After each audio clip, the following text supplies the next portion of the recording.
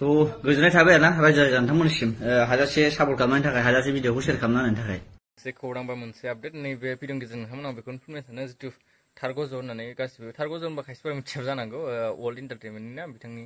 जितु फेसबुक पेजनि नाम माने बिथांनि जितु बिफाया माने न' सुटि लाना फैदोंमोन ओमफ्राय न' फारसे फैनायाव माने गोमाना थादोंमोन माने बिनिफ्राय मबाइलबो गाज्रि जादों होननानै बिथाङा पस्टनि गेजेरजों फोरमायनायखौ जों नुनो मोन्दों।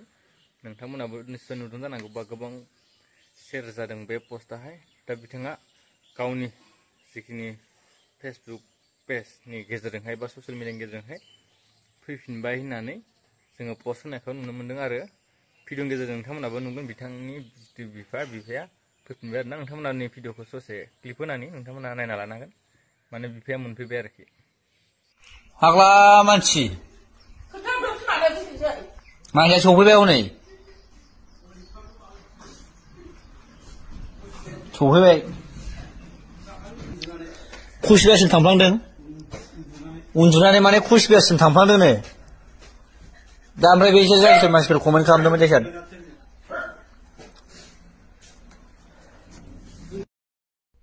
थ' गोजोननाय थाबाय आरोना रायजो राजा नोंथांमोननिसिम हाजासे सापर्ट खालामनायनि थाखाय हाजासे भिडिअखौ शेयार खालामना होनायनि थाखाय स' आसा खालामो बिदिनो मोनसोलांबाय थागोन होननानै आरोना माने सोरबा सासेनि गेजेरजोंनो सोरबा सासेनि हेल्पनि गेजेरजोंबो मोननो हायो नालाय दा बेबायदि आरो दा मानसिया माने उन्दुलांस'नानै माने कुचबिहारसिम थांफादों आरो दा ओमफ्राय दा कुचबिहारनिफ्रायनो सफैबाय स' होमबा बेखिनियानो आरोना रायजोफोर दा नोंथांमोना माने खिथाफिनबाय आरो जाहाथे नङाबा गोनो नोंथांमोना मिथिनो हाबाय नुनो हाबाय मानोना बे भिडिअखौ होनायनि जाहोना बेनो जाहैबाय माने खायसेफोरा दा कनफिउस जालायसिगोन माने खालामबाय थागोन आरोखि जानला मेनला भिडिअ बानायबाय नामा बा जानला मेनला भिडिअ होफैबाय नामा बिदि होननानै दा बुंबाय थागोन ना मा खायसेफोरा नुसनबायाखैब्ला बेनिफ्राय